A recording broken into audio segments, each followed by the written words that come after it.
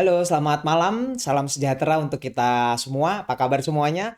Kita hari ini akan bahas tentang mitos atau fakta pada saat kita ngurusin anak. Nah, kita masuk aja dulu dari mitos-mitos.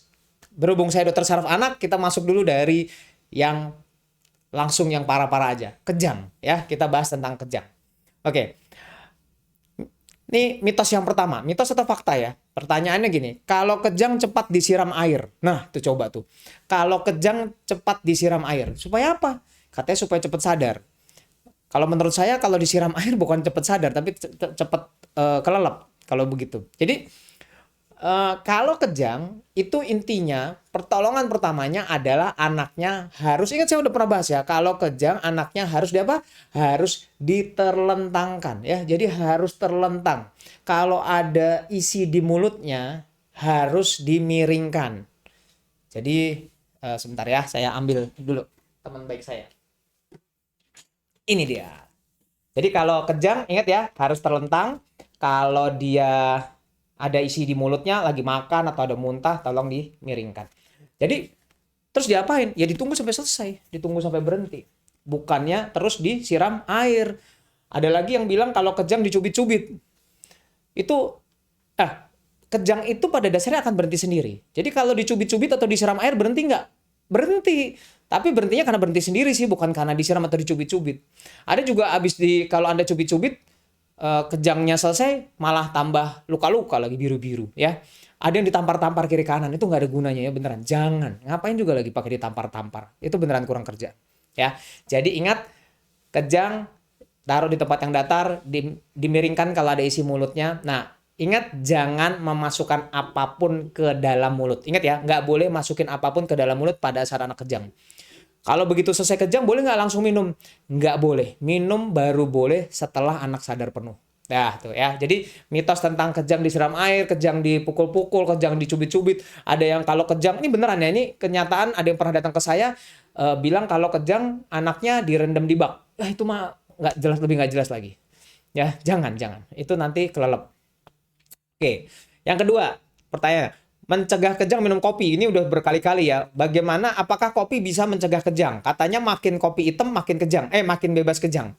Oke, saya sampai searching ya, sampai searching. By the way di Indonesia pernah ada penelitiannya, tapi saya cari tadi nggak dapet. Tapi ini penelitian di luar negeri, ternyata kopi itu ternyata menurunkan ambang kejang. Jadi justru malah gampang kejang loh. Ya, jadi saya tadi udah nyari penelitiannya. Penelitiannya memang kopi itu menurunkan ambang kejang. Ya, jadi kalau ambang kejangnya turun malah gampang kejang. Tuh, coba. Jadi jangan minum kopi. Kedua, ternyata kalau dia minum obat kejang pada pasien epilepsi nih ya. Kalau pasien epilepsi minum obat kejang, ternyata beberapa obat akan terpengaruh oleh si kopi tersebut. Kemampuannya jadi turun. Contohnya topiramate. Topiramate itu kalau dia minum bareng kopi, kemampuannya menurun. Karena kemampuannya menurun jadi gampang kejang dong. Tuh. Jadi artinya kalau minum kopi kenyataannya malah gampang kejang tuh bukannya malah mencegah kejang malah gampang kejang ya. Oke, udah dua ya. Ini, by the way ini tentang kejang banyak juga nih. Oke, kejang itu keturunan. Ini mitos atau fakta? Ternyata ada benernya juga sih. Jadi ternyata 30 sampai 40% epilepsi dan kejang demam ternyata memang disebabkan oleh genetik. Genetik tuh bisa diturunkan atau bisa juga suatu mutasi spontan. Jadi kalau ditanya betul 30-40%, tapi ada tapinya. Berarti banyakan yang bukan genetik dong.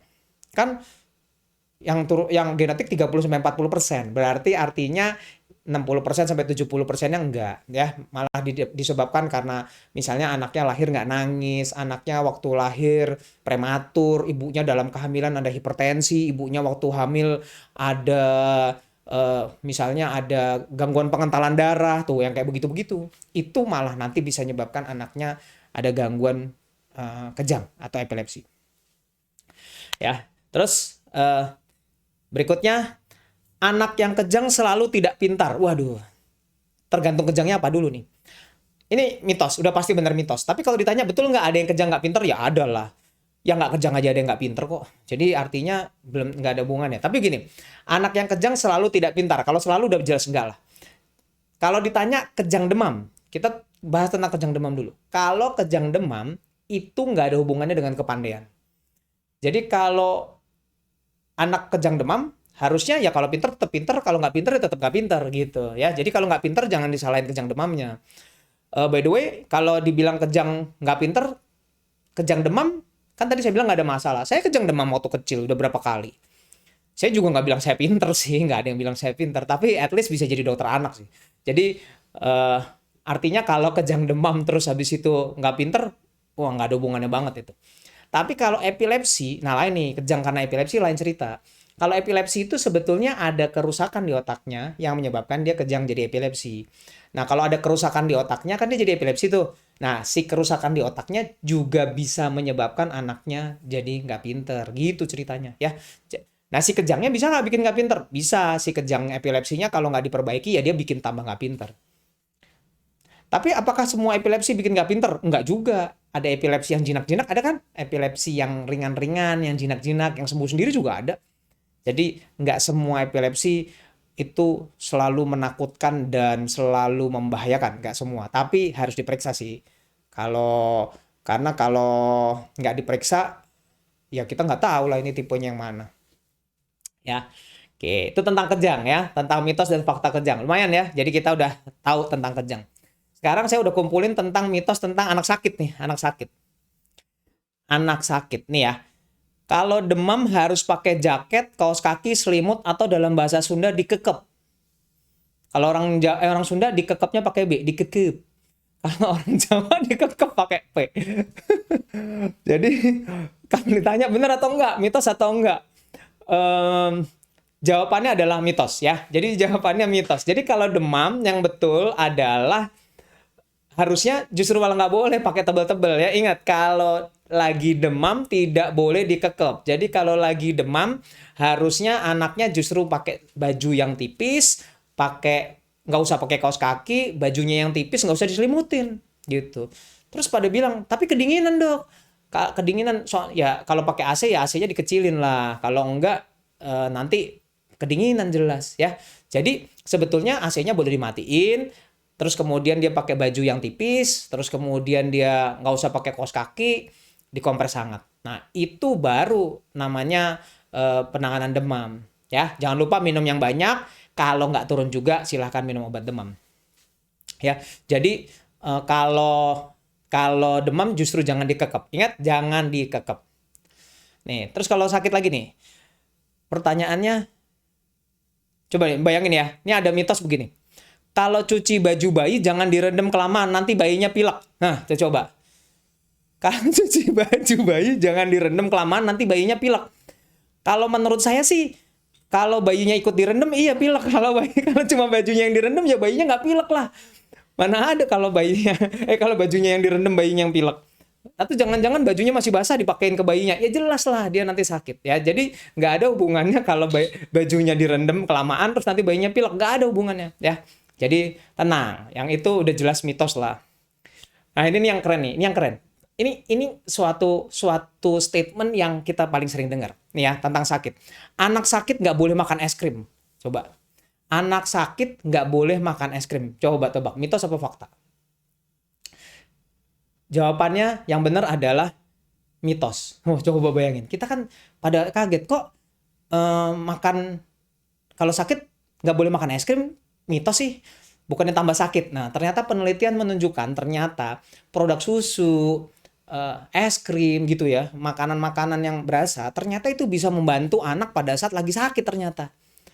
Jadi kalau lagi sakit, ternyata itu bisa membantu. Kecuali, ada kecualinya, kalau memang anaknya alergi dairy food ya, dairy produk. Kalau alergi dairy produk, alergi es krim gitu, ya jelas begitu dia makan es krim tambah parah lah. Ya, jadi jangan semua disamaratain. Kalau anaknya memang nggak tahan makan dairy produk, nggak tahan makan es krim, ya jangan. Tapi sebetulnya produk-produk ini sangat membantu, terutama kalau anaknya lagi radang tenggorokan. Nah, tapi memang hati-hati pada yang lagi batuk parah, kadang-kadang produk yang mengandung gula akan membuat batuknya agak lebih berat gitu ya. Jadi boleh tapi hati-hati. Jadi kalau ditanya es krim boleh nggak? Boleh jawabannya ya. Jadi jangan dilarang-larang. Kalau saya ya prinsipnya kalau anak lagi sakit gitu ya, apalagi sakit COVID gitu ya, terus anaknya nggak mau makan sama sekali, ya mau makan apa aja udah kasih aja dulu. Udah uang udah mau minta makan aja udah bersyukur kalau menurut saya. Anak habis kena COVID makannya berkurang. Itu mitos atau fakta? Jawabannya bisa berdua-duanya. Karena memang betul ada yang ternyata sulit makan sampai udah sembuh pun COVID-nya ternyata masih susah makan sampai 2 minggu sampai sebulan kemudian. Karena memang ibarat kayak long COVID ya, ibarat kayak long COVID, anak yang kena COVID ternyata setelah kena COVID masih lemes, masih masih apa ya, masih nggak enak lah badannya gitu loh, gerges-gerges gitu. Ya, itu tentang anak sakit. Sekarang tentang ini deh, kita bahas tentang eh, penampakan seorang anak. Kita dari paling atas dulu, rambut ya. Kita bahas tentang rambut. Rambut yang paling banyak mitos atau faktanya adalah kata-katanya ini, bulu mata digunting supaya cepet panjang atau anak harus digundulin supaya rambutnya lebat. Nah, ini juga sama, katanya orang kalau nggak punya jenggot tolong dipotong aja terus jenggotnya tiap hari supaya tambah tebal. Ternyata penelitian dengan memotong sampai gundul, memotong kayak apapun, ternyata tidak membuat rambut jadi lebih lebat dan jadi nambah banyak. Enggak. Jadi kalau folikelnya dikit ya udah dikit. Jadi kalau rambutnya tipis sampai dikerok-kerok sampai habis juga tetap aja akan tipis gitu ya. Jadi nggak ada, itu mitos ya. Jadi mitos kalau dipotong akan jadi tambah tebel, kalau dipotong jadi tambah banyak. Itu mitos. Yang betul adalah kalau dipotong ujungnya jadi lebih tebal. Ujungnya doang yang lebih tebal. Ujungnya jadi lebih lancip, sebetulnya bukan tebal juga sih, jadi lebih lancip sehingga kalau diraba terasa tebal. Itu yang kayak kalau coba jenggot dipotong kan, kalau dipotong nanti kalau dipegang kayak tajam-tajam. Nah itu betul. Tapi apakah jadi tambah banyak? Enggak. Apakah jadi apakah jadi lebih tebal? Enggak. Jadi mau sampai pakai sampo yang katanya dari apa yang kuda apa-apa gitu ya, nah apalah itu, ya harusnya nggak bisa menambah folikelnya, nggak bisa. Karena kalau folikelnya dikit ya dikit. Gitu. Oke, terus kemudian, jadi kalau dipotong bulu mata, wah itu bahaya sekali ya. Potong bulu mata tuh nggak boleh dipotong. Kalau bulu mata dipotong, kalau nggak tumbuh lagi gimana? Kalau tumbuhnya lama gimana? Itu pertahanan kita supaya anak nggak kelilipan. Jadi kalau dipotong malah kelilipan terus dong. Udah gitu yang bahaya adalah kalau tadinya udah betul arahnya keluar gitu, terus dipotong, terus dia tumbuhnya ke dalam kena mata. Waduh, itu udah repot banget deh. Udah harus ke dokter terus nanti, ke dokter mata mulu, sakit mata terus ya. Jadi nggak usah dipotong-potong. Ini coba nih, ada pendapat begini. Kalau dari hamil makan pedas nanti rambut anaknya sedikit. Nah, itu apa hubungannya lagi ya? Coba. Itu mitos di Indonesia ada lagi ya. Kalau dari hamil makan pedas nanti rambut anaknya sedikit. Itu jelas. Itu kalau pertanyaan zaman dulu ya, itu pernyataan salah, alasan salah dan tidak berhubungan tuh. Jadi udah dua-duanya salah lah, nggak ada hubungannya ya. Makan pedas sama rambut sedikit itu udah nggak ada hubungannya. Ini lagi nih, ini sering banget kita dengar ya. Kalau nyapu yang bersih, kalau nggak nanti anaknya berewokan. Apa coba hubungannya? Yang satu nyapu di luar, yang satu hubungannya berewokan ya. Jadi nggak ada hubungannya. Oke, tentang rambut ya. Kita beres tentang rambut. Nanti ada pertanyaan yang masuk, nanti saya akan bahas. Wajah atau kepala. Nih kita bahas tentang wajah atau kepala. Wajah. Anak perempuan mirip papa, anak laki mirip mama. Ayo, mitos atau fakta? Coba. Anak perempuan mirip papa, anak laki mirip mama. Nih, saya sampai cari, searching. Penelitian menunjukkan ternyata harusnya mirip dua-duanya. Kalau nggak mirip dua-duanya berarti bukan anak ibu soalnya. Jadi kalau harus mirip sama papa mamanya. Jadi yang benar harusnya mirip dua-duanya. Nah, ternyata sepanjang perjalanan hidupnya itu ternyata berubah-berubah loh. Jadi dia bisa berubah-berubah memang. Jadi dia pada satu waktu lebih mirip papanya, nanti berapa bulan kemudian akan mirip mamanya. Ya. Jadi kalau misalnya ternyata memang dia miripnya berubah-berubah, itu baru betul. Jadi kalau ditanya apakah harus mirip papanya atau anak laki mirip mamanya? Mitos ya. Karena itu mitos-mitos aja tuh yang begitu. Nih lagi, tentang kepala. Jangan tidur satu sisi nanti kepalanya peyang. Betul atau mitos atau fakta? Jawabannya fakta. Ya, ini fakta. Jadi kalau tidur satu sisi, ternyata kalau tidur satu sisi Jadi peyang nggak? Betul. Jadi peyang. Tapi kalau ditanya peyangnya permanen nggak? Jawabannya enggak ya. Jadi nggak ada tuh. Misalnya dia peyang peyang sampai gede gitu ya. Terus dibilang nih gara-gara dulu tidurnya satu sisi terus, nggak mungkin. Jadi kalau dia memang sampai gede peyang, ya udah emang kepalanya begitu. Udah bakatnya begitu. Karena seharusnya ya, memang kepala itu nggak ada yang bulat. Yang bulat itu bola namanya, bukan kepala. Ya, jadi kepala nggak pernah ada yang bulat. Kalau bulat baru aneh. Kepala memang harusnya miring-miring. Jadi kalau, nah sekarang pertanyaannya yang bagus nih ya, gimana sih bedainnya? Ini kepalanya memang aslinya peyang atau gara-gara kebanyakan tidur satu sisi? Jawabannya begini, jawabannya tergantung kupingnya. Oh, coba aneh ya. Jadi jangan lihat kepalanya, lihat kupingnya. Kalau dia kupingnya sama, posisinya sama, tapi kepalanya miring, itu artinya bawaan. Kepala miringnya bawaan. Jadi kepalanya miring, terus habis itu kupingnya tapi posisinya sama. Nah, itu berarti memang sudah bawaan kepalanya miring. Sedangkan kalau dia di kebanyakan gendong satu sisi, mestinya miring terus kupingnya juga ikut miring maju sebelah. Jadi kalau Anda lihat gitu ya, kepalanya miring tapi kok kupingnya juga miringnya agak maju sebelah. Nah, itu berarti kebanyakan tidur satu sisi. Tapi kalau dia kepalanya miring, peyang, kok kupingnya enggak ya? Itu berarti memang bawaan, ada kelainan bentuk kepala. Tuh, ya. Jadi selamat melihat kuping anak Anda. Nah, terus kemudian mitos fakta berikutnya, anak kalau kebentur kepala belakang bisa gegar otak. Mitos atau fakta? Ya, kalau ditanya ya kebentur, itu jawabannya sih sebenarnya fakta lah ya. Kalau posisi jatuhnya mau di mana aja, kayak mau di depan, mau di samping, mau di belakang, bisa gegar otak, bisa, semuanya bisa lah. Kalau kencang bisa gegar otak, ya. Nggak cuma yang di belakang artinya. Jadi kalau dibilang harus di belakang biar gegar otak, nggak juga, di depan juga bisa. Cuma memang yang paling sering terjadi gegar otak itu atau perdarahan di otak ternyata yang di samping. Di samping ini pembuluh darahnya banyak. Dan kedua belakang. Di depan yang paling jarang karena kita rata-rata manusia kan punya refleks untuk melindungi ya. Jadi kalau kita jatuh terus kita begini. Ya. Sedangkan kalau belakang rata-rata kalau jatuh gimana? Kalau begini susah lah ya. Kayak kayang gitu nggak mungkin. Samping masih bisa menghindar, tapi memang samping ini pembuluh darahnya banyak. Jadi kalau jatuh di samping kiri kanan memang harus hati-hati ya karena kemungkinan perdarahannya betul apa? Kemungkinan perdarahannya akan betul-betul bisa eksesif itu apa sih? Bisa parah lah kalau jatuhnya di samping sini. Jadi hati-hati. Oke. Coba kita lihat ya pertanyaannya yang udah masuk.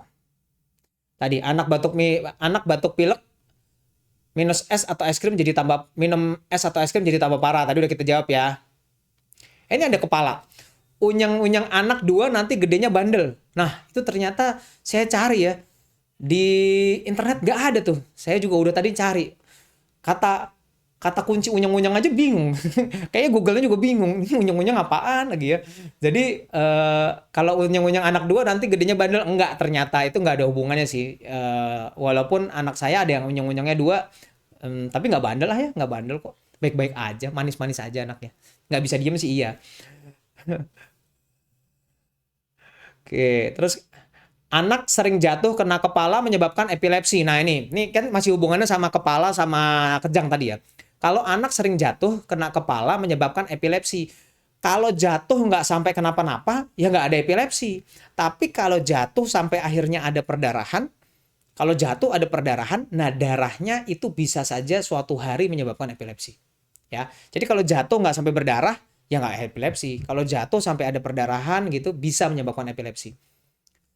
Jadi kalau ditanya itu ya kalau sering jatuh kena kepala menyebabkan epilepsi, ya menurut saya sih moral story-nya bukan mitos atau fakta, tapi moral story-nya ya kalau jatuh jangan sering-sering lah ya, jatuhnya sekali aja, jangan diulang-ulang. Gitu. Mitos atau fakta? Kalau anak demam katanya mau pinter, bener nggak dok? Kalau menurut saya sih kalau itu bener fakta, kasihan ya anaknya demam terus dong seumur hidupnya, kan mau pinter terus. Masa anaknya nggak boleh pinter sih? Jadi artinya kalau menurut saya itu pasti mitos. Menurut saya anak saya juga tambah pinter terus tapi nggak demam terus tuh. Ya jadi kalau anak demam katanya mau pinter, nggak ada hubungannya pastinya. Itu mitos. Karena anak akan tambah pinter terus tanpa harus demam. Anak kalau Oh, nanti nih ya. Oke, terus kemudian kita tadi udah kepala ya. Sekarang kita coba apa lagi yang berikutnya nih. Ah, nih, tangan kaki nih. Tangan kaki nih banyak yang nanya nih. Tangan kaki. Coba kita lihat dulu pertanyaan sebelumnya. Nah, ini ada nih. Anak 14 bulan jalannya jinjit. Apakah itu suatu kalau 14 bulan jinjit nggak normal? Tergantung juga tuh sebenarnya. Kalau anaknya lebih sering jinjit terus, hati-hati, mungkin nggak normal. Tapi kalau dia jalannya bisa biasa, kadang-kadang jinjit-jinjit iseng ya boleh aja lah. Masa nggak boleh jinjit-jinjit? Pasti boleh dong ya. By the way, ada satu lagi ya, soal rambut. Katanya kalau rambut, apakah kalau rambut selalu ngikutin orang tuanya? Jawabannya ternyata saya udah pernah bahas waktu itu di Instagram yang ini, yang lama. Ternyata rambut itu bisa lompat generasi ya. Jadi ini kan ada yang nanya nih, soalnya rambutnya kok mirip lebat, mirip papanya atau mirip mamanya. Ternyata rambut itu bisa berubah sampai setelah umur 9 bulan, 10 bulan itu baru kelihatan aslinya. Jadi jangan senang dulu kalau misalnya ternyata di umur 3 bulan, wih rambutnya tebel banget nih gitu. Jangan senang dulu. Kalau tiba-tiba di umur 9 bulan, 10 bulan rontok terus keluar bentuk aslinya tipis, nah itu baru aslinya tuh. Jadi di atas 9 bulan, 10 bulan dia akan berubah ke bentuk aslinya. Terus kemudian nanti di usia 3 sampai 5 tahun dia masih bisa berubah. Nah, berubah-berubahnya itu tidak harus mengikuti bapak ibunya karena bisa lompat generasi mirip sama kakeknya atau neneknya ya. Jadi harus jangan jangan terlalu bangga dulu lah ya, bangga dulu. By the way, anak saya dulu sebelum umur 9 tahun itu rambutnya lurus banget loh. Lurus banget gitu. Terus tiba-tiba sekarang ngembang tuh.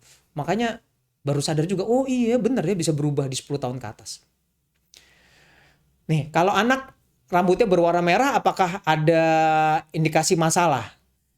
Rambut merah. Gini ya, soal rambut. Kalau rambut pirang apakah kurang gizi? Rambut pirang itu kalau kalau kurang gizi rambutnya pirang, tapi bukan berarti kalau rambutnya pirang pasti kurang gizi, bukan begitu dulu ya. Jadi jangan terbalik. Kalau anaknya kurang gizi sampai pirang berarti kurang gizinya berat.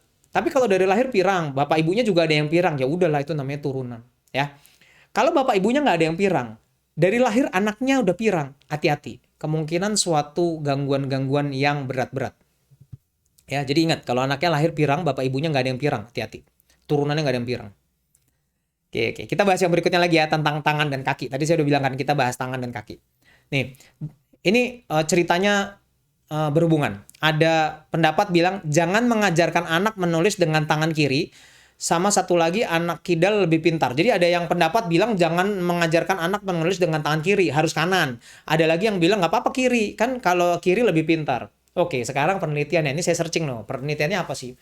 Ternyata di tahun 2015 ada loh yang neliti begini. Dan penelitiannya banyak. Dikumpulin jadi satu, jawabannya adalah kidal dan tangan kanan, kidal dan nggak kidal, ternyata IQ-nya sama. Nah, jadi jangan bangga dulu yang kidal bilang, wah pasti lebih pinter nih. Karena banyak orang-orang pinter yang kidal. Jangan salah, yang tangan kanan juga banyak yang pinter. Jadi, tangan kanan dan tangan kiri ternyata sama IQ-nya sama baiknya. Tapi ada tapinya nih. Ternyata anak dengan gangguan IQ, saya bilang tadi kan IQ-nya sama. Tapi kalau anak yang gangguan IQ, ini yang gangguan IQ dikumpulin, ternyata lebih banyak yang kidal. Makanya waktu itu ada yang punya pendapat bahwa kalau anak kidal, kalau nggak pinter banget, atau nggak pinter banget. Sebenarnya bukan begitu. Sebenarnya penelitiannya mendapatkan gini, jadi kalau IQ sama aja, tapi kalau di antara anak-anak yang IQ-nya kurang bagus dikumpulin, lebih banyak yang kidal. Itu mungkin kidalnya ada hubungan dengan dia nggak pinter karena otaknya ada yang kerusakan. Dan kerusakannya kebetulan memang yang membuat sehingga anaknya jadi kidal. Jadi kidalnya bukan karena perkembangan otak, kan kalau kidal yang normal aja, memang otaknya punya tendensi untuk dia lebih memang tangannya kiri yang dipakai. Sedangkan kalau anak yang memang otaknya ada masalah, itu otaknya ada yang rusak. Karena rusak sehingga kanannya nggak bisa digerakin. Akhirnya dia pakai kiri kidal. Nah itu dia, itu yang IQ-nya kurang bagus. Jadi misalnya ternyata anaknya megangnya tangan kiri, tangan kanannya nggak bisa digerakin. Itu mah bukan kidal yang memang bagus, itu memang kidal terpaksa karena tangan kanannya nggak bagus fungsinya. Ya, itu yang ternyata membuat kok anak yang gangguan IQ ternyata banyak yang kidal. Ya itu sebenarnya karena memang otaknya mungkin memang ada gangguan. By the way, penelitian tahun 2019 baru ya, 3 tahun lalu. Anak yang kidal katanya kemampuan verbalnya lebih baik. Tapi bukan berarti pasti yang kidal lebih baik loh. Ya, jadi tenang, yang kidal nggak usah dipaksain, Nggak usah dipaksain untuk pegang kanan ya, karena yang kidal sama baiknya. Kaki nih, kaki. Duduk. Nah, ini sering banyak nih nanya, "Dok, kalau duduk kakinya kayak huruf W, katanya bikin bahaya. Nanti kakinya bisa lepas dari engselnya dan itu berbahaya dan itu nggak baik." Ya kan, kaki yang bentuknya W. Tahu dong ya, yang kakinya W. Bersila bukan ke depan tapi bersila ke samping. Nah, ternyata duduk dengan bentuk kaki W itu ternyata normal. Coba ternyata normal sampai umur berapa? Sampai umur 3 tahun. Ya, jadi itu normal sampai umur 3 tahun, setelah 3 tahun akan hilang dengan sendirinya. Nah, tapi ada tapi-tapinya nih, ada tapinya. Kalau sering sekali kakinya duduknya W, jadi artinya hampir selalu kakinya begitu, hati-hati. Kemungkinan besar anak tersebut memiliki gangguan perkembangan atau gangguan otot atau gangguan koordinasi. Atau loh, bukan semuanya ya. Jadi bisa gangguan perkembangan atau gangguan otot atau gangguan koordinasi. Kalau anaknya duduk W-nya lebih dari umur 3 tahun atau anaknya eksesif tuh berlebihan. Jadi hampir selalu duduknya seperti huruf W kakinya. Ya, dan kita banyak ketemu anaknya duduk kakinya W terus-terusan gitu. Memang betul, emang anaknya kekuatan kekuatan ototnya kurang baik, ada masalah perkembangan. Jadi bukan semua W masalah, tapi hati-hati kalau berlebihan, bukan W-nya yang bikin masalah, tapi itu menunjukkan ada masalah yang lain. Ini lagi, kalau anak gigit-gigit jari kaki tandanya mau minta adik. Apa coba hubungannya? Kalau anak gigit-gigit jari kaki tandanya mau minta adik. Pertanyaannya, gigit kaki wajar nggak sih? Jawabannya wajar, tapi usia berapa? Kalau usianya di bawah 6 bulan wajar. Kalau di atas itu udah nggak seharusnya. Dan kapan sih menggigit-gigit harusnya sudah hilang. Di atas 1 tahun menggigit masih sangat sering, itu udah nggak normal. Kalau masih menggigit-gigit sampai di atas umur 3 tahun juga itu udah nggak wajar. Sebaiknya dicari. Kenapa? Karena kalau di atas umur 3 tahun masih gigit-gigit, biasanya itu suatu hubungan dengan frustasi. Ada hubungannya dengan frustasi. Kalau umur 1 sampai 3 tahun masih gigitnya banyak, itu hubungannya dengan tantrum yang berlebihan dan dia kayaknya nggak bisa ngungkapin aja. Ya, hampir mirip sih frustasi sama tantrum. Tapi bedanya kalau tantrum kan umur 1 tahun kan wajar emang. Cuma dia nggak bisa ngungkapin, makanya dilatih ngungkapin. Kalau umur 3 tahun ke atas mesti dicari ya frustasinya kenapa. Gitu. Ternyata cukup banyak juga ya mitos-mitos ini. Sorry ya. Ternyata oke, ini ada yang tentang bicara. Nanti kita akan bahas bicara. Banyak nih tentang mitos tentang tumbuh kembang. Sebelum sampai mitos tumbuh kembang, kita cepet aja mitos tentang ASI, MPASI sama susu. Nih ya, ada mitos atau fakta. Kalau nggak nyusuin langsung, ASI lebih seret. Ternyata itu bisa fakta, bisa mitos. Jadi jadi gini. Sebetulnya betul, ternyata kalau disusuin langsung, bonding itu membuat ibunya lebih nyaman sehingga ASI-nya lebih banyak. Tapi ternyata penelitian juga menunjukkan bahwa ibu yang di sela-sela nyusuin langsung di pompa, ternyata ASI-nya juga lebih banyak. Tuh, jadi kalau ditanya bisa mitos, bisa fakta. Kalau menurut saya dua-duanya betul dalam kondisinya aja. Jadi ingat bahwa pompa ternyata bisa membantu, nggak selalu jelek. Jadi jangan sampai membayangkan bahwa jangan dipompa, nanti jadi kurang. Enggak juga. Ya, dipompa bisa membantu. Oke, yang berikutnya usia 6 bulan MPASI nggak boleh pepaya karena akan bikin kembung. Itu mitos lah. Justru malah pepaya itu bisa digunakan sebagai MPASI. Tapi kita ingat, MPASI itu sebaiknya bukan buah, tapi MPASI adalah makanan ya. Buah itu cemilan, bukan makanan. Jadi kalau ditanya kata-kata ini ada nggak tepatnya? Satu, pepaya nggak bikin kembung. Kedua, pepaya ini ya bukan buat MPASI makanan utama, itu cemilan. Nah, ini yang paling sering ditanya nih. Susu kedelai katanya tidak baik untuk anak laki-laki. Jadi itu sempat jadi perdebatan karena katanya mengandung estrogen yang cukup tinggi. Tapi penelitian ternyata menunjukkan itu tidak menyebabkan apa-apa. Jadi kalau ditanya susu kedelai boleh nggak buat cowok? Jawabannya boleh. Tapi ada tapinya nih. Penelitian menunjukkan susu sapi dan susu kedelai ternyata gizinya lebih banyak susu sapi. Makanya kalau mau minum susu kedelai, ada anjuran sebaiknya susu kedelai yang sudah diformulasikan. Jadi beli formula susu kedelai, bukannya bikin dari kedelai yang direbus-rebus itu sendiri.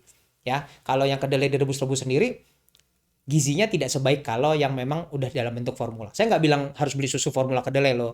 Jadi kalau mau beli susu formula kedelai, tolong pastikan ketemu dokternya dulu lah, ditanya. Ya, tanya dulu. Sering dipijat supaya nafsu makan bagus. Mitos atau fakta? Sering dipijat supaya nafsu makan bagus. Ternyata sebetulnya penelitiannya nggak ada. Jadi mau dibilang mitos atau fakta, mau dibilang fakta nggak tepat, mau dibilang mitos juga ternyata nggak juga. Karena ternyata dipijat bayi itu membantu, itu salah satu bentuk stimulasi untuk tumbuh kembang anak.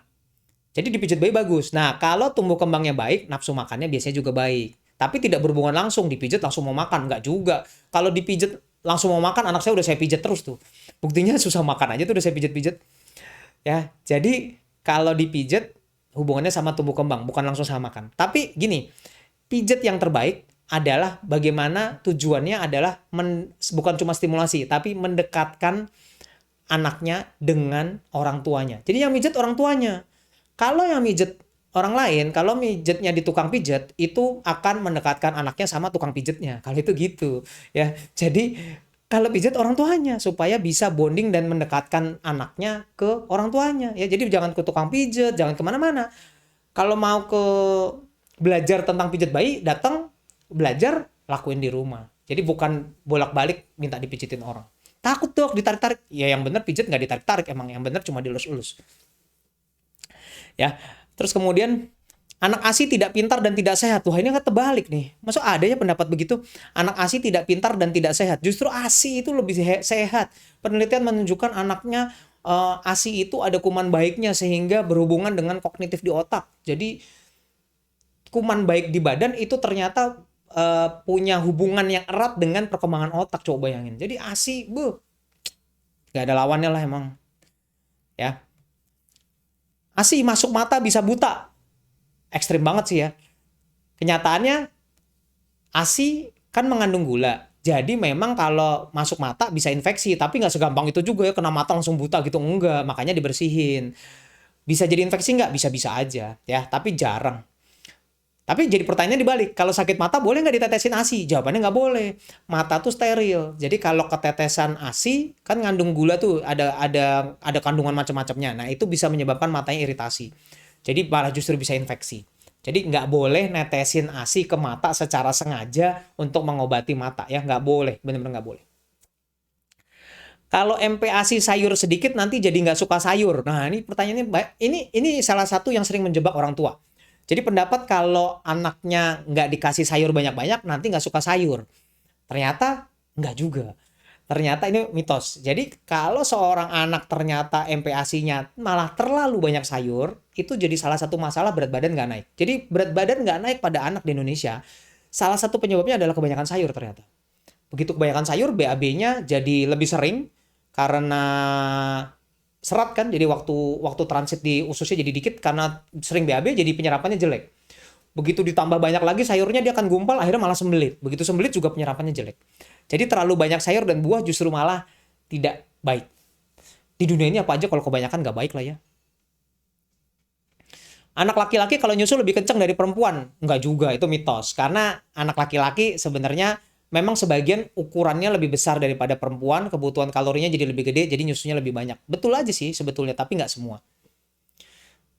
Nah ini dari mana nih ya? Coba. Kalau pendonor ASI-nya ada keterlambatan bicara, nanti anaknya jadi ikut keterlambatan bicara. Wah ini nggak banget ini. Karena dari ASI itu tidak ada genetik yang diturunkan. Jadi nggak bisa tuh anaknya donor ASI. Misalnya minta donor ke orang lain, terus abis itu pendonornya telat bicara, terus nanti anak kita jadi telat bicara. Enggak lah, itu mah nyala-nyalain aja. Kalau anak kita misalnya telat bicara, ya itu mah genetik dari kita lah, nggak ada hubungannya sama pendonor. Kasihan banget nih yang donorin, udah baik-baik masih dituduh lagi. Ya. Anak di atas 2 tahun harus minum sufor. Wah, ini mah mitos banget nih. Anak di atas 2 tahun harus minum sufor. Enggak, jawabannya enggak. Karena kalau gizinya udah baik, nggak perlu sufor. Mau UHT boleh, mau nggak minum susu juga nggak apa-apa. Ya. Bayi sembelit tidak cocok sama susunya. Ini kemungkinan ada faktanya benar. Jadi kalau anak yang alergi susu sapi, gejalanya bisa sembelit ya. Jadi ingat, nggak semua alergi susu sapi seperti bayangan kita. Kalau alergi susu sapi, katanya selalu selalu diare. Enggak, ternyata alergi susu sapi bisa sembelit. Kalau anak ASI pasti gemuk. Kalau nggak gemuk, ASInya nggak bagus. Lah, nggak juga. Penelitiannya ternyata kalau dibilang anak ASI pasti gemuk. Tergantung juga ya. Nggak semua orang memang dikaruniai ASInya banyak. Tapi seharusnya ASI bisa kok mencukupi. Jadi, kalau misalnya ASInya, kalau anaknya berat badannya nggak naik, harus dinilai jumlah ASInya cukup atau enggak. Jangan-jangan ASInya cukup, perlekatannya yang nggak bagus. Oh, hati-hati loh. Itu sering menjebak. Disangka ASInya kurang, padahal ASInya cukup. Perlekatannya yang kurang baik. Nah, ini yang ditunggu-tunggu nih dari tadi nih. Tentang perkembangan. Kita ngomong tentang perkembangan sekarang. Ya, ada beberapa statement-statement yang mesti hati-hati, dan ini yang paling banyak dianut oleh orang Indonesia. Yang tadi ya di luar negeri juga ada, tapi di Indonesia nih ada statement-statement yang cukup menghebohkan. Nih, tentang bicara. Supaya cepat ngomong ditabok sirih. Itu apa coba kok ya supaya cepat ngomong ditabok sirih. Saya sih pernah dengar kalau supaya cepat ngomong dikerok pakai cincin. Itu dua-duanya udah pasti nggak bener lah ya. Ditabok sirih. Nggak ada hubungan, ditabuk-tabuk juga apa gunanya, dikerok pakai cincin juga apa gunanya lagi. Ya, itu bahaya sekali ya, bisa ketelan cincinnya. Jadi udahlah, yang itu udahlah, semua tahu, mitos. Tapi jangan salah, di daerah masih dilakukan. Jadi please jangan, itu bener-bener nggak ada gunanya. Belum lagi kalau dijilat-jilat cincinnya, kayak cincinnya bersih aja. Lihat dulu itu cincinnya di tangan kanan apa kiri. Kalau tangan kiri lebih hati-hati ya. Kan habis buat nggak tahu. Kalau bapaknya telat ngomong, anaknya juga telat ngomong. Mitos atau fakta? Kalau bapaknya telat ngomong, anaknya juga telat ngomong. Wah, ini sering ditanyakan. Dan ini yang sering jadi senjata. Sering jadi senjata buat orang tua buat mengexcuse anaknya kalau telat ngomong. Ah, nggak apa-apa telat ngomong, kan bapaknya juga telat ngomong. Atau nggak apa-apa telat ngomong, nanti juga ngomong. Jawabannya betul. Jadi sebenarnya fakta bahwa ada sebagian yang memang telat bicaranya itu diturunkan oleh orang tuanya. Jadi kalau yang cowok dari bapaknya, kalau cewek dari ibunya. Betul, tapi hati-hati. Karena itu untuk memastikannya sulit. Sehingga kalau memang sudah telat bicara, mau dia turunan kek, mau dia bapaknya juga telat kek, pokoknya kalau telat bicara cepet diterapi. Ingat, kalau telat bicara cepet diperiksakan, dan kalau memang sudah waktunya harus terapi, cepet diterapi. Nggak ada excuse-excuse. Ingat, coba lihat video-video saya sebelumnya tentang bicara. Umur 2 tahun harus menggabungkan kata. Coba, harus mama udah, mama enggak. Tuh umur 2 tahun. Nggak bisa begitu? Kita agak mundur sedikit. Bisa nggak lebih dari 40 kata? 40 macam kata. Satu-satu tapi 40 macam. Nggak bisa juga. Ya udahlah. Terapi dong. Jangan tunggu-tunggu. Karena sangat sulit sekali membedakan ini telatnya karena bapaknya yang telat atau telatnya memang karena kemampuan otak anaknya yang masalah. Sulit sekali dibedakan. Dan itu yang sering terjadi. Orang tuanya nunda-nunda, katanya gini, nggak apa-apa, dulu bapaknya juga ngomongnya baru umur 4 tahun. Nah, si anak ditunggu dong, sampai umur 4 tahun nggak diterapi. Pas umur 4 tahun ternyata nggak ngomong juga. Terus mau ngapain? Mau diterapi? Di atas 4 tahun tuh ngejar perkembangan udah susah. Jadi di atas 4 tahun tuh mengejar perkembangan bicara susah. Di atas 5 tahun udah sulit banget ngejarnya. Biasanya hampir nggak terkejar. Jadi artinya kalau Anda tiba-tiba umur 4 tahun ditunggu-tunggu ternyata nggak nyusul, terus mau ngapain? Udah telat. Jadi lebih baik, ayo di umur 2 tahun belum bicara, ayo terapi. Syukur-syukur di 2,5 tahun, 3 tahun udah ngomong, oh ternyata turunan. Ya udah nggak apa-apa, kan nggak jadi telat yang penting. Ya. Jadi bapaknya telat ngomong, anaknya juga telat ngomong, mungkin betul, tapi hati-hati. Jangan sampai statement itu menjebak. Itu cuma sebagian kecil aja. Ya, jadi terlambat bicara bisa faktor keturunan, bisa, tapi cuma sebagian kecil. Mau tahu nggak? Penyebab terbanyak anak telat bicara. Penyebab anak telat bicara ternyata adalah gangguan IQ. Coba. Jadi anak yang terlambat bicara yang paling tinggi adalah memang dia mengalami keterlambatan perkembangan yang menyebabkan IQ-nya kurang. Jadi hati-hati, ya. Anak laki-laki lebih lambat bicara daripada perempuan. Ayo, bener nggak? Jadi perempuan lebih cepat bicara daripada laki-laki. Ada yang bilang perempuan lebih banyak bicara daripada laki-laki. Saya laki-laki tapi bicaranya banyak ya. Jadi kalau ditanya apakah harus begitu? Enggak juga. Tapi ada tapinya. Penelitian ternyata bilang jawabannya betul. Jadi itu fakta. Jadi faktanya pada anak penelitian ya, dikumpulin semua anak. Ternyata pada anak umur 16 bulan sampai 18 bulan rata-rata perempuan itu bisa sampai 92 kata. Sedangkan laki-laki baru sekitar di 24 sampai 34 kata. Coba bayangin. Jadi memang sepertiganya. Jadi kalau ditanya memang betul bahwa laki-laki lebih lambat dibanding perempuan. Penelitian loh bilang ya, bukan saya yang bilang. Ada tapinya. Tapinya lebih lambat bukan terlambat. Ingat ya, lebih lambat bukan terlambat. Jadi kalau memang terlambat, ini patokannya harus sudah bisa, yaitu namanya terlambat. Nggak boleh excuse, kan anak saya cowok gitu. Nggak, itu nggak boleh ya. Eh, Kalau orang tua cadel, anaknya cadel. Nggak juga. Cadel nggak ada hubungannya sama eh, turunan ya. Cadel ada hubungannya sama tongtai nggak? Ada. Tapi cadel kan nggak ada hubungannya sama kepandaian. Jadi nggak usah takut juga lah ya. Nanti dia bisa latihan sendiri kok. Nah ini coba statementnya. Anak nggak boleh ngaca nanti terlambat bicara. Apa hubungannya ya? Anak nggak boleh ngaca nanti terlambat bicara. Mungkin karena kebanyakan ngaca kali ya jadi terlambat bicara. Itu sih mungkin aja sih. Tapi yang udah jelas mitos lah itu. Nggak boleh lah. Maksud anak nggak boleh ngaca. Anak yang susah makan kemampuan bicaranya terlambat. Nah ini mitos atau fakta? Sebetulnya ada hubungannya betul. Tapi bukan berarti anak yang susah makan pasti telat bicara. Enggak juga. Tapi mungkin ada hubungannya.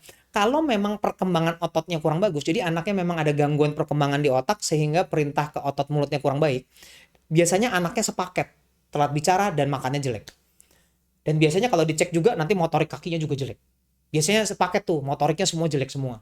Jalannya telat-telat dikit. Jalannya 16 bulan, 17 bulan tuh. Agak-agak telat dikit. Kalau betul anaknya telat bicara, terus habis itu jalannya juga telat, itu namanya keterlambatan perkembangan menyeluruh kan, global developmental delay.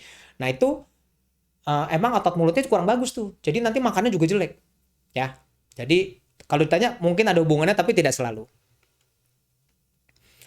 Nih, anak lahir normal, ini tentang perkembangan ya, anak lahir normal lebih pintar dari anak lahir sesar. Belum tentu lah, nggak ada hubungannya kali. Kalau kalau lahir, tapi memang penelitian bilang anak yang lahir normal ternyata kuman baik di perutnya. Tadi ingat nggak? Itu hubungannya dengan perkembangan otak. Jadi memang otaknya lebih baik, penelitiannya sih bilang begitu. Tapi apakah lebih pintar atau enggak? Oh itu mah eh, apa ya?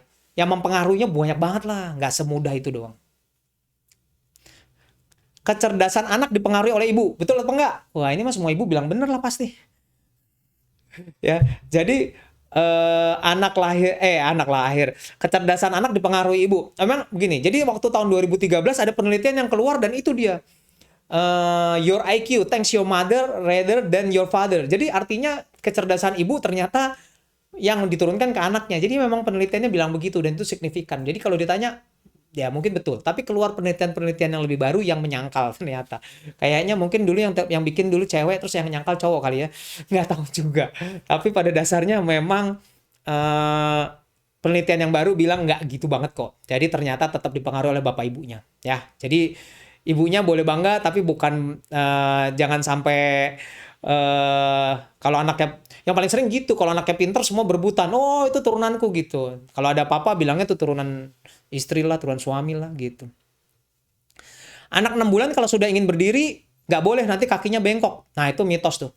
Jadi anak dari umur 3 bulan pun kalau dia tiba-tiba punya keinginan berdiri, sebenarnya nggak ada masalah. Karena kan dia yang pengen. Kalau kita yang berdiri-berdiriin tuh, baru mungkin bukan bengkok kakinya. Takutnya kakinya kesleo, kakinya ketekuk, dan itu sakit kan, nanti rewel.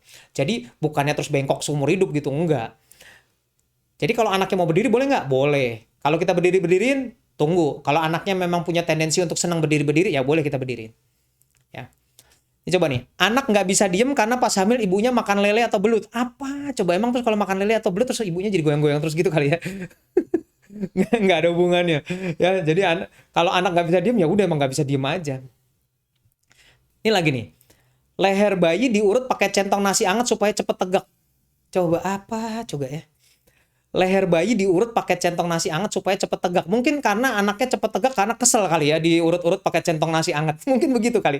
Tapi jelas nggak ada hubungannya ya. Diurut pakai centong nasi anget ada juga nanti kalau terlalu panas bisa luka bakar. Jadi please jangan dilakukan. Ini nggak boleh lah ini. Kalau jalan duluan nanti bicara akan terlambat. Mitos atau fakta? Menurut saya sih sebetulnya jalan memang pasti duluan dong. Kalau gini, kalau jalan duluan bicara akan terlambat. Loh, jalan emang duluan. Jalan kan 12 sampai 15 bulan. Bicara 18 sampai 24 bulan. Ya jelas lah bicara belakangan. Itu mah bukan kalau jalan bisa duluan nanti bisa terlambat. Emang udah sewajarnya begitu. Bukan terlambat loh, bicara lebih lambat. Ini lagi nih. Statementnya. Kalau mau pinter minum air rebusan buku. Wah, ini klinik banget nih. Ini biasa ini kayaknya di dukun nih ya. Minum air rebusan buku biar pinter. Jangan. Ya, jadi itu beneran enggak banget. Nah, ini penting. Atrofi, tadi ada yang nanya tentang atrofi. Anak atrofi otak tuh berarti otaknya kecil ya. Atrofi otaknya kecil. Ini ingat ya, ini statement yang penting. Anak atrofi otak pasti jadi anak kebutuhan khusus. Ini mitos atau fakta? Jawabannya belum tentu. Tapi betul anak yang atrofi otak, yang otaknya kecil, sangat rentan untuk terjadi keterlambatan tumbuh kembang. Jadi betul bahwa dia mungkin jadi anak yang kebutuhan khusus. Tapi bukan berarti pasti jadi ABK. Ingat, bukan pasti jadi ABK. Jadi kalau ada yang ke saya terus bilang, iya nih otaknya ukurannya lebih kecil, ada atrofi otak. Jangan patah semangat dulu, jangan patah semangat. Karena saya nggak pernah bilang itu jadi nggak pinter ya. Saya selalu malah bilang begini, terus diapain dok? Ya diajarin. Sekarang pertanyaan saya, kalau anaknya otaknya kecil, terus mau diapain? Diajarin kan? Sekarang pertanyaan saya balik lagi, kalau anaknya otaknya nggak kecil, otaknya normal, emang diajarin atau emang nggak diajarin gitu? Tetap aja kan diajarin. Jadi sebetulnya sama aja, cuma pemantauannya lebih ketat kalau anaknya ada atrofi. Anak tumbuh gigi cepat akan lambat jalan dan bicaranya. Jelas mitos, karena jalan dan bicara nggak pakai gigi. Jadi pasti nggak ada hubungannya, ya. Kalau dari bayi sering kena guncang polisi tidur, otak akan bermasalah. Nah itu mitos. Yang bikin otak bermasalah, yang shaken baby syndrome, itu kalau digoncang-goncang yang begini-begini nih, gitu. Kamu ini kenapa begini-begitu gitu ya. Itu jadi kalau digoncang-goncang gini kepalanya kan maju mundur gini. Nah, itu bisa jadi masalah shaken baby syndrome. Tapi kalau di polisi tidur enggak. Mungkin juga mitos juga tuh kalau dari bayi sering kena guncang polisi tidur nanti kalau gede akan jadi polisi. Nah, itu jelas mitos sih, nggak ada hubungannya. Ini dia. Jangan ditengkurupin kalau belum waktunya, nanti akan keseleo. Wah, itu mah nggak ada hubungannya. Ternyata dari bayi pulang dari rumah sakit, jadi usia 3 hari, anak boleh ditengkurapkan. Berapa lama? Penelitian bilang boleh 3 kali sehari, masing-masing 3-5 menit. Itu kalau baru lahir. Kalau udah gede, misalnya umur 5 bulan, 6 bulan, boleh nggak ditengkurupin? Boleh, itu mah sampai bosan aja. Sampai anaknya sebel.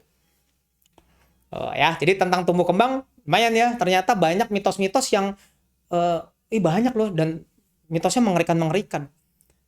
Nah ini coba nih, tentang buang air kecil.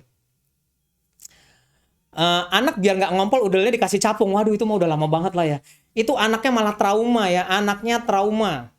Karena gigit capung, anaknya takut kali ya, abis itu dia trauma capung. Malah ngompol mulu kali kalau lihat capung, saking ketakutannya. Anak kalau malam jangan loncat-loncat nanti ngompol. Ini nggak ada penelitian ya, saya coba cari nggak ada penelitiannya. Tapi dipikirkan gini, kalau anaknya loncat-loncat, kan dia nggak tidur terus ya. Karena dia nggak tidur terus, akhirnya dia biasanya akan minta minum lagi karena kecapean kan, minum lagi nanti malamnya ngompol.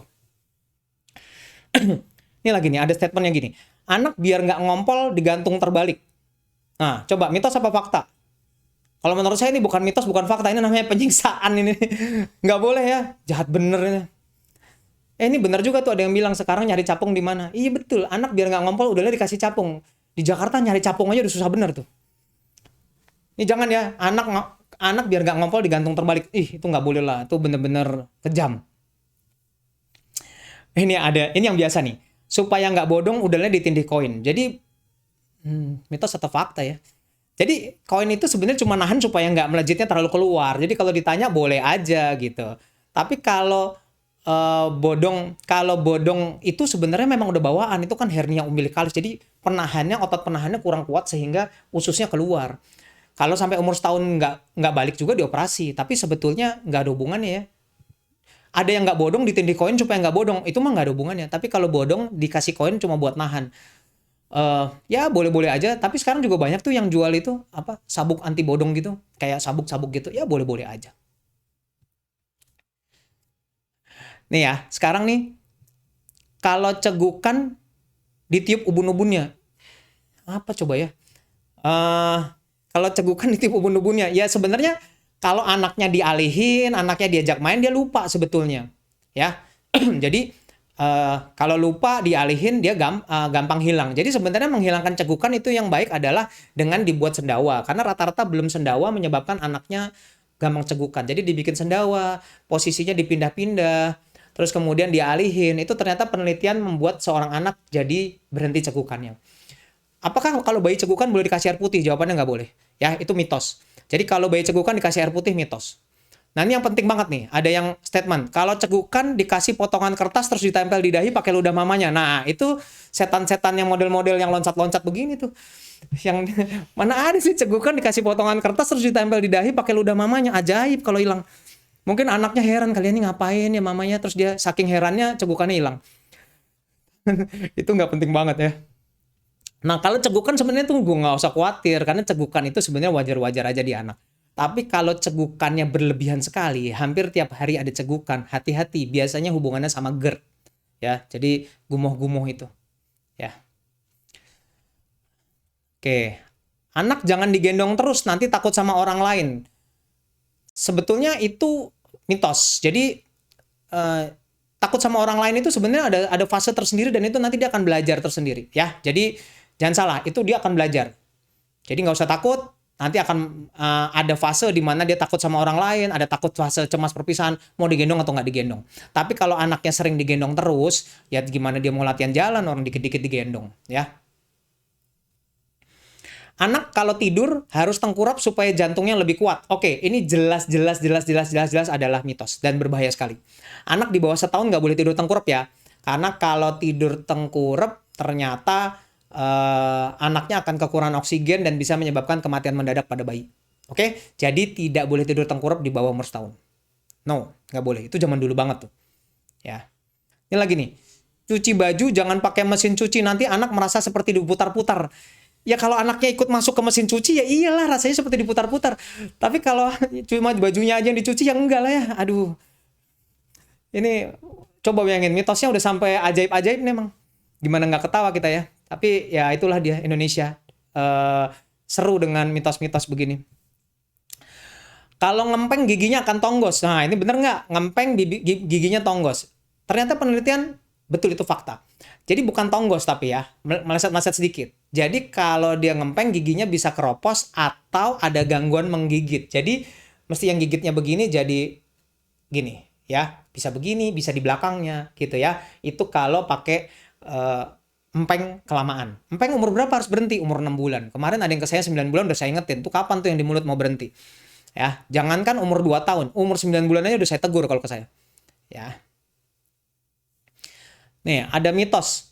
Sekali bayi jatuh akan jatuh lagi sampai 7 kali. Ya, itu kucing kali ya. Yang bisa jatuh berkali-kali. Nggak ada hubungannya. Kalau anak bayi jatuh, ya jangan jatuh lagi. Kalau mitos banget kalau bilang bayi jatuh akan jatuh sampai 7 kali. Enggak lah. Ya, jangan jatuh lagi. Oke. Ini ada beberapa yang penting kalau menurut saya. Nih ya, ada beberapa mitos, tinggal beberapa mitos yang ada banyak masih yang masuk. Seperti kayak gini. Kalau demam berdarah harus makan jambu. Makan jambu. Itu sebenarnya betul, bukan mitos. Itu betul fakta. Karena jambu mengandung vitamin C yang bisa mempercepat perbaikan di badan kita sehingga lebih cepat sembuh. Ya, jadi itu betul. Tapi tidak harus jambu.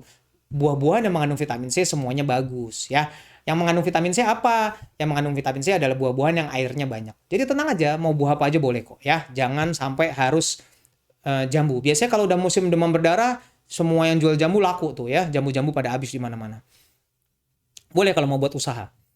Nah, beberapa mitos nih ya. Anak kehujanan gampang sakit.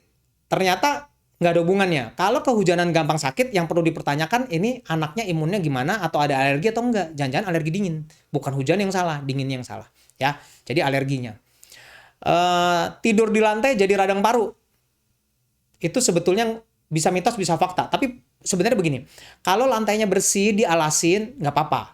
Yang sering bikin jadi radang paru karena lantainya kotor, dia langsung tidur di lantai, terus dihirup-hirup lah itu semua debu. Ya iyalah kalau lantainya di sini, ini jaraknya cuma seberapa? Cuma 3 cm kali 2 cm. Jadi kalau tidur di lantai sering jadi infeksi paru karena menghirup debunya.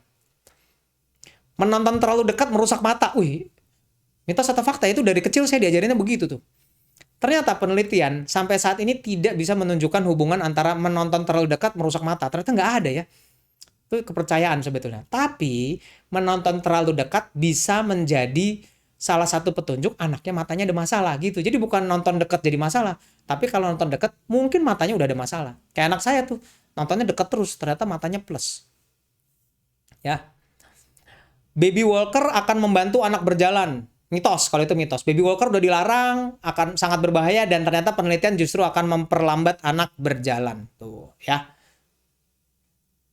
Jadi mitosnya nggak tepat tuh ya kalau anak baby walker membantu anak berjalan, justru malah sering jadi lebih lambat ya, jadi lebih lambat.